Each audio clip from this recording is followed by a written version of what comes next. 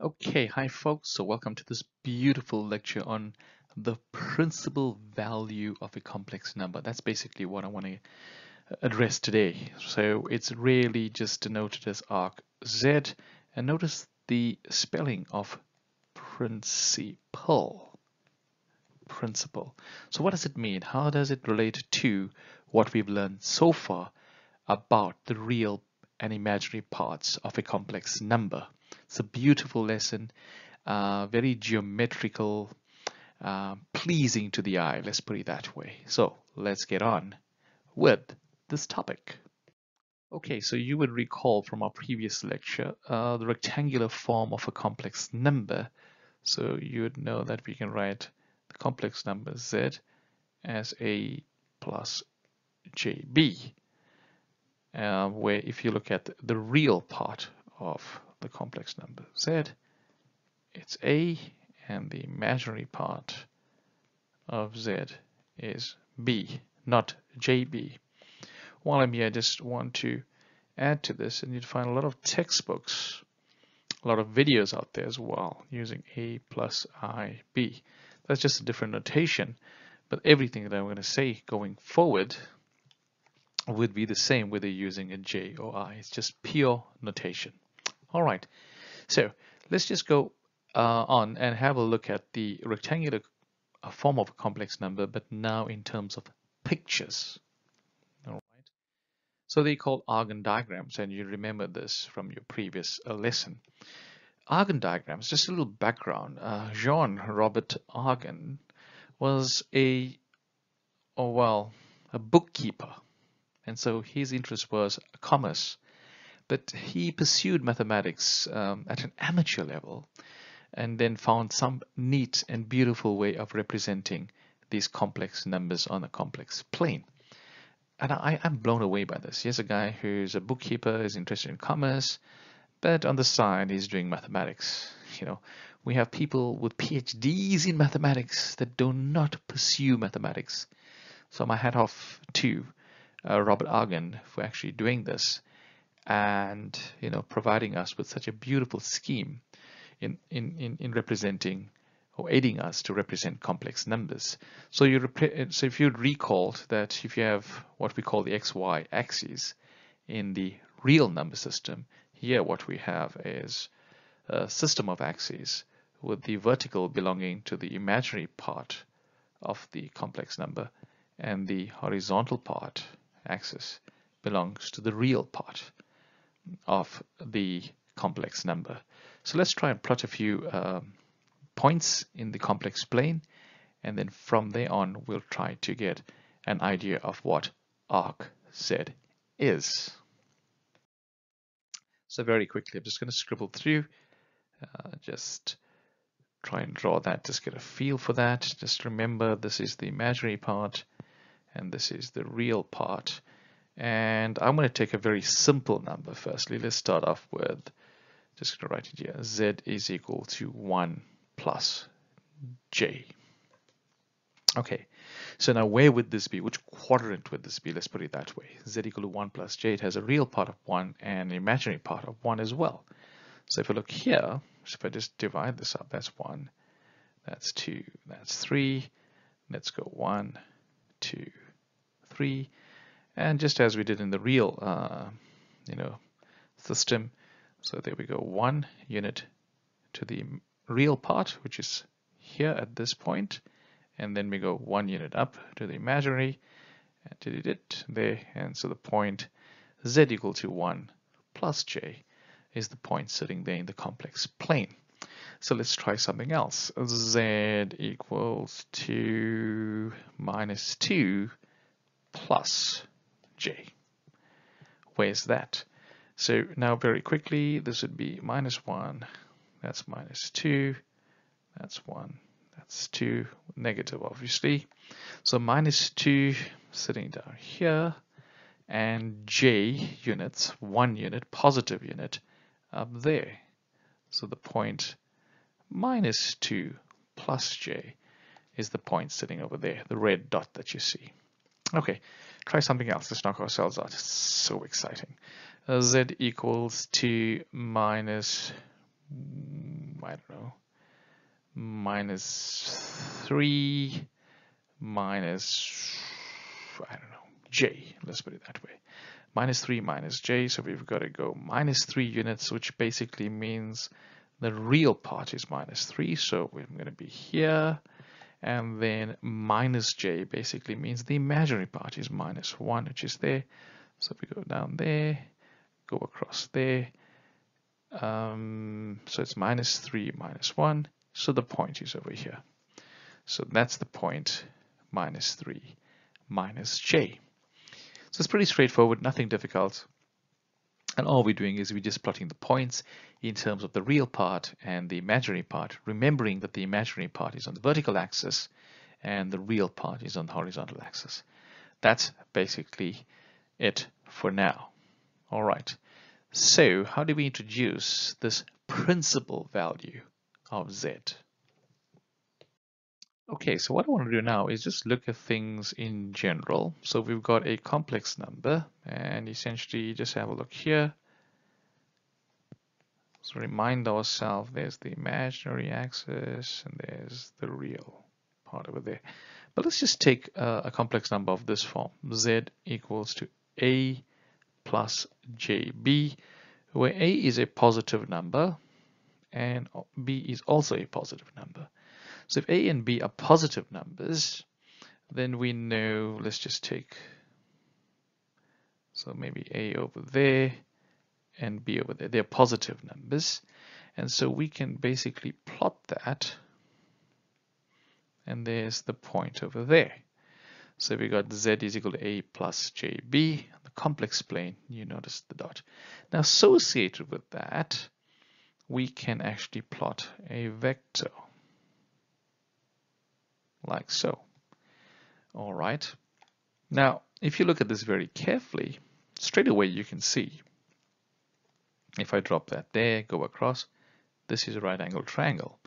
So I can actually work out the length of that arrow that I've drawn, or what we call, I like to call it a vector. I'm trying to think of it as a vector, the blue line over there. So what is the length of that line? Well, let me just show you by removing that portion of the triangle and placing it up here. So there's the blue arrow over there, right? And then you got the dotty bits, right angle. The vertical portion of this number is b. The horizontal portion of this number, when I say this number, I'm talking about that. Z equal to a plus jb is that.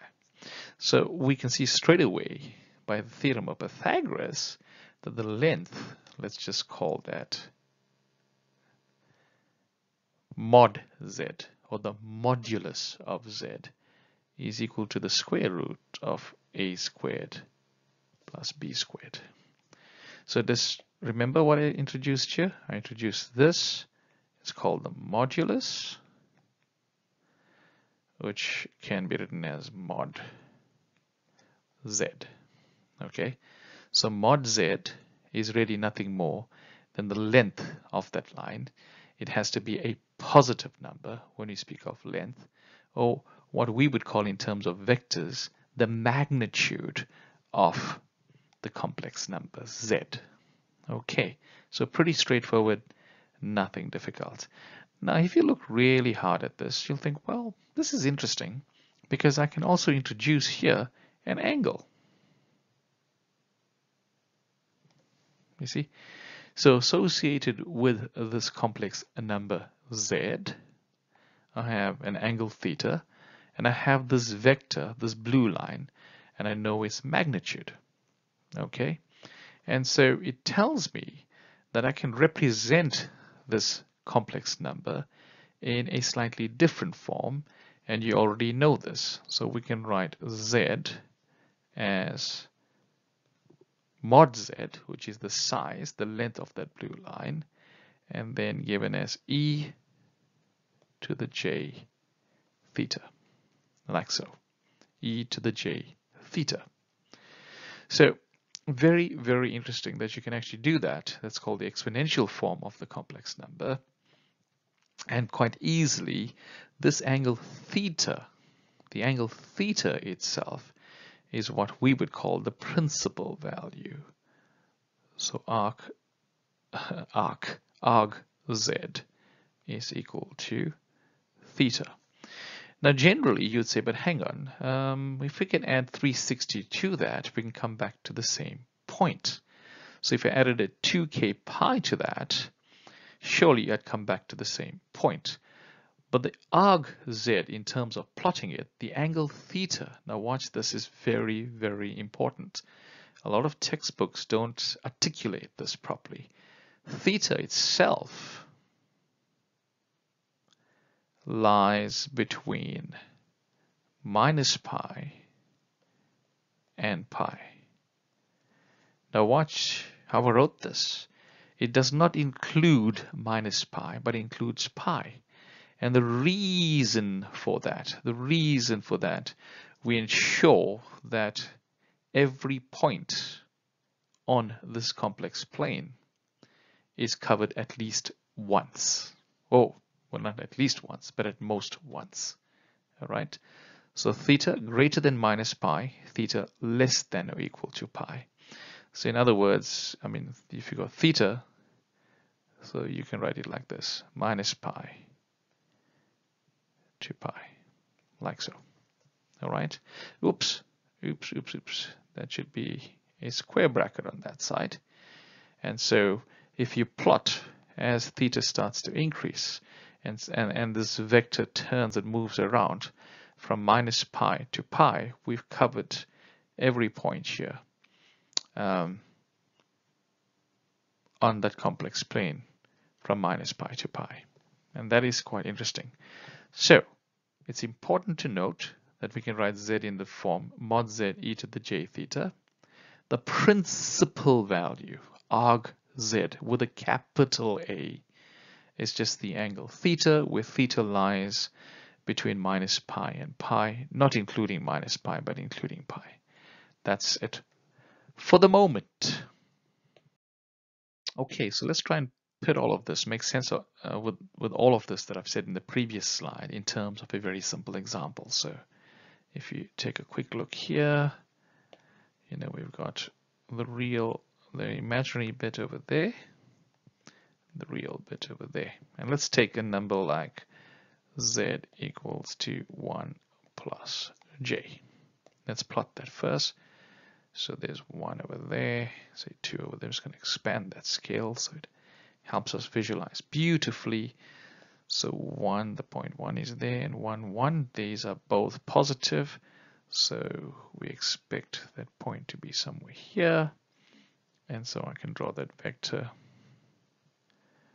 there. So that's basically the complex number z equal to 1 plus j. That green arrow is the magnitude. And we know straight away that mod z is nothing more than the square root of the real part, 1 squared, plus that one, not j, 1 squared. So it's going to be root 2. So the length of this vector is root 2. Associated with that is the angle theta. All right, so how does one calculate theta? Now, there are no prizes for guessing here. If I had to then take this guy, this is what we have. We have the green arrow just here, there. And just drop the x-axis, the dotty bits over there.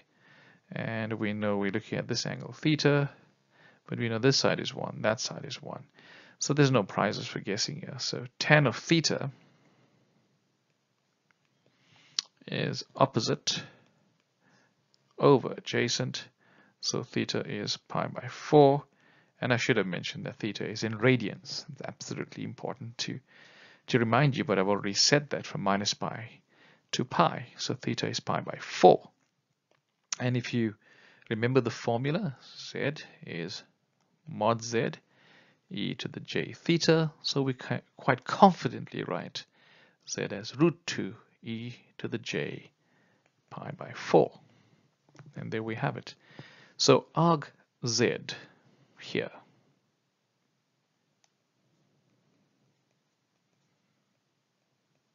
is pi by 4, and you can see it lies between minus pi and pi. Easy peasy. And then we've also got the exponential form of the complex number there as a bonus. That's pretty straightforward. Let's do a couple of more examples. Okay, so let's have a look at another one that's pretty straightforward. So we're going to go like this, just there. Then it's the imaginary. This is the real. Of course, you'd be using your ruler to draw the axes. And let's take a number like z equals to 1 minus j root 3. 1 minus j root 3. So we quickly get some scale going over here. There's 1, there's 2, there's 1, there's 2, there's minus 1, minus 2 somewhere along there, and of course you'd have a minus 1, minus 2 there. So the real part of this number is 1. You can see that over there. And so we've got to go 1 over here. So our focus would be here at that point, 1, and then minus root 3. Minus root 3. And if you remember, it's 1.73 if I remember. Minus root 3. Yeah, it is about 1.73 as an estimate for me. So it'll be minus 1.73, which is somewhere down here. And then we go across, and the number is going to sit somewhere there, if you remember. And then all we do is we do that. Whoops. And that's my vector. And I want to know what is the magnitude or length of this vector. Mod z, we know straight away, is 1 squared plus, if you want, you can include that minus, but it's all squared. So minus root 3 squared is 3. 3 plus 1 is 4. Root of 4 is going to be 2. Don't tell me plus or minus 2. We're going to say plus 2 because think of it as a length. So the length of that purple vector is 2. Now we need to calculate the principal value, the angle theta. So we said tan of theta. And we can go like this. We can say that the imaginary part of z all over the real part of z. Now you've got to be very, very careful here. And the reason why I'm saying that, the angle theta in this case lies in here. And the imaginary part of z is this vertical line here, which is minus root 3, as you can see from here. And the horizontal is 1. So if you look at tan theta, the imaginary is going to be minus root 3, opposite tan, over adjacent, which is that. So now we're solving tan theta equals to minus root 3. Now if you remember, you go way back to your early years of high school or secondary school, and you looked at special angles, if you have pi by 6, sine of pi by 6 was a half, 1, 2, root 3, right angle.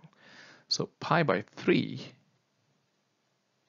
which is 60 degrees, so you'll notice that tan of pi by 3 is opposite over adjacent. So this angle, because tan theta is minus root 3, then we are confident in saying that theta is going to be minus pi by 3. So the principal value, a capital A R Z, for this number is going to be minus pi by 3. And some of you say, but hang on now, why is it minus pi by 3? Why is it not 2 pi minus pi by 3? Aha! It's minus pi by 3. And the reason for that, remember, theta lies between minus pi and pi. So if you say 2 pi minus pi by 3, it actually lies outside of this, let's call it domain. Yes, and there we have it. So the principal value for this number z equal to 1 minus j root 3 is nothing more than minus pi by 3. Let's just go back here. So if you didn't know that and you went and said, okay, this vector, you see the purple one, lies in the fourth quadrant, and you would have used your simple principles from high school and said, okay, I can work out the angle theta, which is pi by 3, but because it's sitting in the fourth quadrant, your teacher would have told you that the angle theta is 2 pi minus pi by 3. But 2 pi minus pi by 3, you can see straight away there it's 6 pi minus pi, which is 5 pi by 3. And 5 pi by 3 lies outside what is required. So hence we do not write down theta equal to 5 pi by 3 as a principal argument, but rather go with the negative angle going starting here and going that way as minus pi by 3. Does that make sense? Think about that before moving on. Let's try another one. So we went straight over there again. Imaginary, then you got real, and now what we're going to do is take a number where we've got, say, one negative and one positive. So take something like z equals to I don't know, minus 1 plus j. Let's go with something simple. So minus 1 plus j, where would this be? So firstly, let's go 1, 2, minus 1, minus 2, 1, 2, minus 1, minus 2. So minus 1 is here and plus 1 is there. So your vector, your point is there, but your vector, I like to call that vector, is sitting in the second quadrant. Okay. What's the length of the vector? What's the principal value? But mod z is a square root of minus 1 squared plus 1 squared, which turns out to be root 2. So the length of that blue line is root 2. Does that make sense? Okay, that's pretty straightforward. Now the next thing we need to do is work out the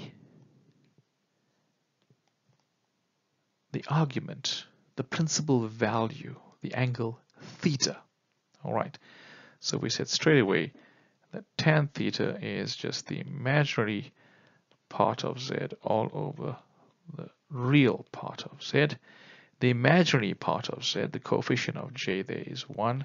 The real part of z is minus 1.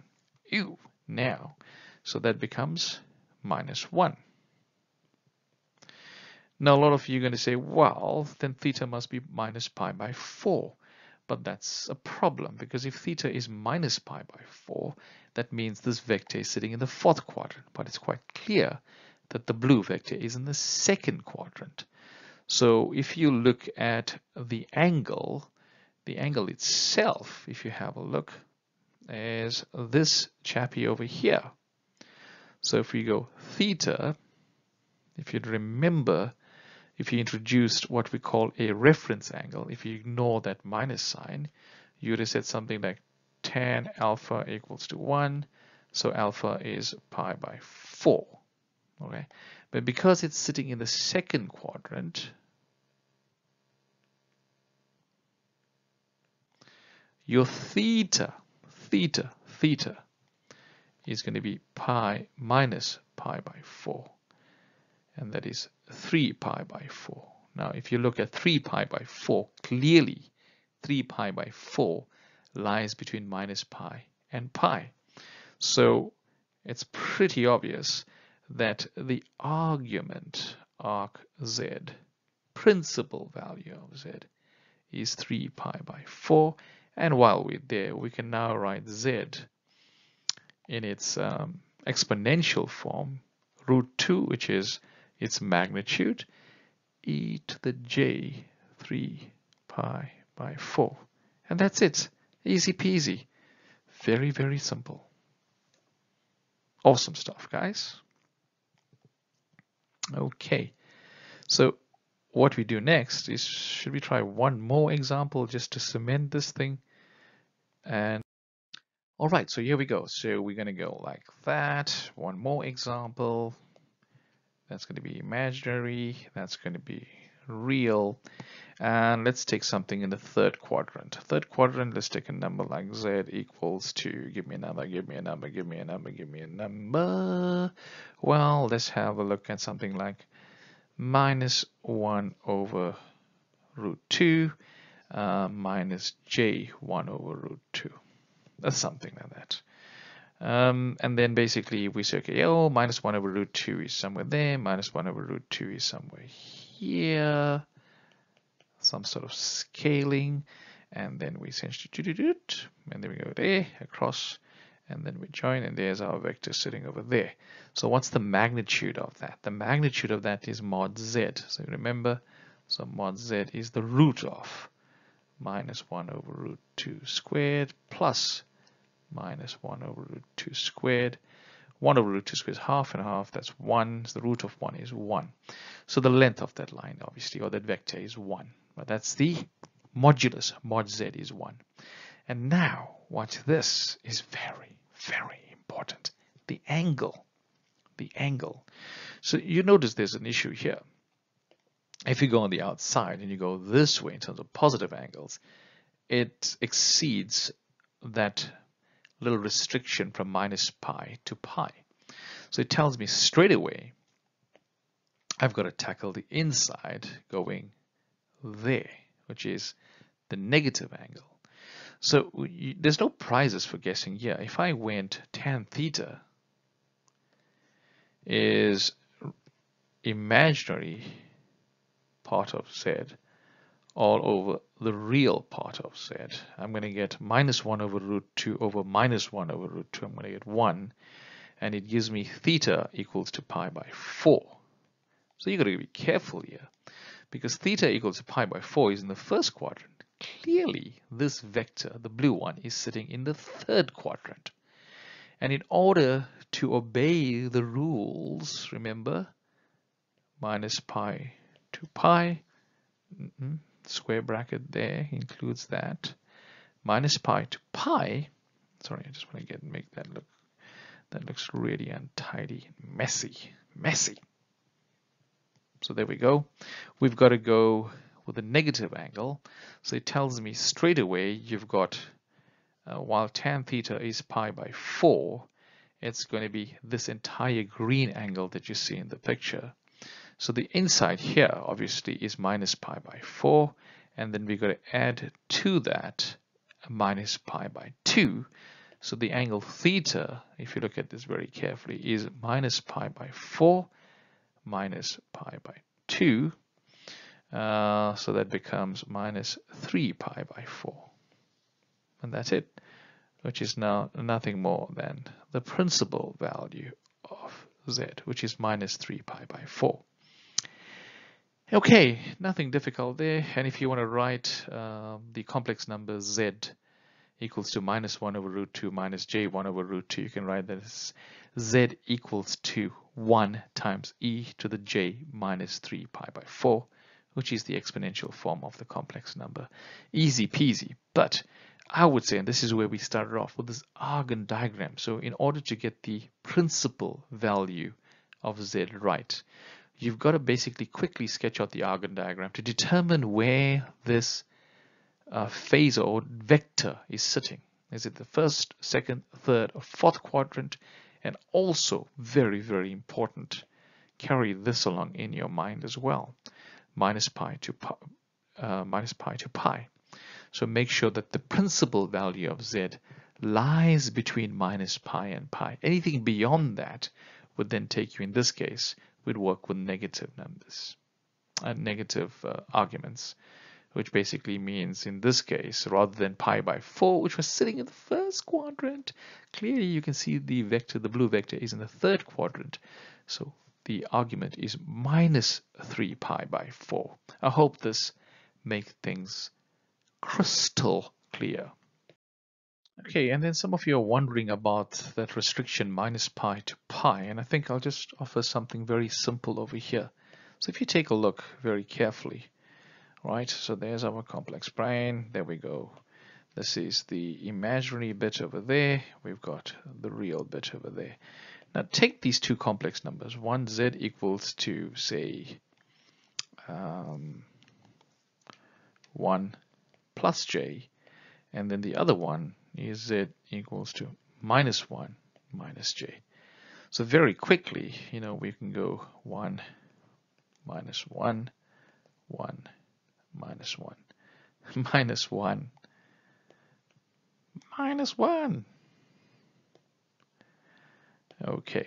Now, if you have a look here, let's look at the first guy, z equal to 1 plus j. That's pretty straightforward. We know that this chappie would be out here.